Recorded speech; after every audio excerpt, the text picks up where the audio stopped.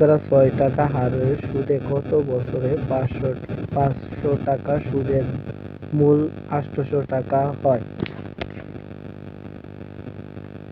সুদ হচ্ছে কত? সুদ ৮০০ বিয়োগ ৫০০ কত টাকা? ৩০০ টাকা। ৩০০ টাকা, টাকা ৩০০ টাকা। ১০০ টাকায় ১০০ টাকায় ১০০ টাকায় ৬ টাকা সুদ হয় ১ বছরে। কত বছরে? ১ বছর।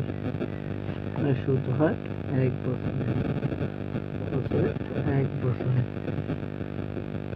১ টাকায় সুদ হয় ১ গুণ ১০০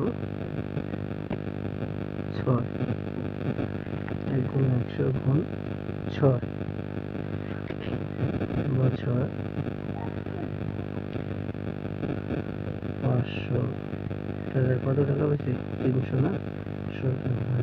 সুদ হবে ১ গুণ ১০০ গুণ ১ গুণ ১০০ গুণ ৩০০ ৬ গুণ ৫০০। এখন ১০০কে ১০০ ৩০০০। ৫ কত? ৩০। ৬ ৩০। ৩০ ৩০০০ ৩০০০০। ৩০০০০ কাটলে ৩ দশম কত?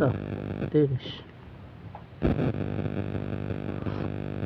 এই আমরা করে রেখে এই পাশে ফোন ১০০ ৩০০ ১০০ গুণ ৩০০ গুণ করি ০ ০ ০ ০ ০ ০ ০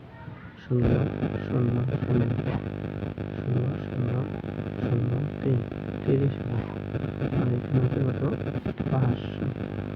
৫০০ আর এখানে আছে ৬।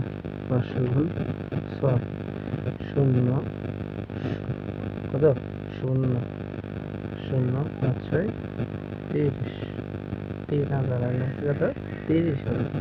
এখন আমরা ৩০০০ আর ৩০,০০০ কাটি ৩ দশম ৩ দশম ৩০ কত পারবে?